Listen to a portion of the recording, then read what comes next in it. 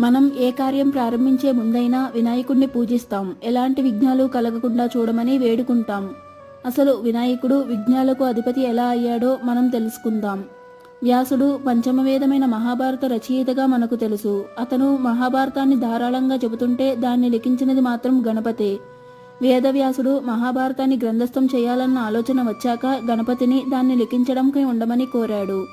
అప్పుడు వినాయకుడు మధ్య మధ్యలో విరామాలు తీసుకోకుండా చెబుతానే రాస్తానని చెప్పాడు. అందుకు ఒప్పుకున్న వ్యాసుడు తాను కూడా అర్థం చేసుకునే రాయాలని తిరిగి షరతు పెట్టాడు.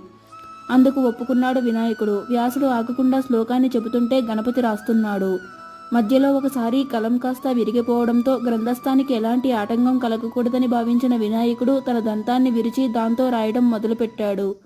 అలా మహాభారతం పూర్తయింది. వ్యాసుడు గణపతి చిత్తశుద్ధిని మెచ్చుకుని విఘ్నములు కలగకుండా రాసినందుకు విఘ్నరాజుగా వెలుగొందుతావని గణపతిని దీవించాడు.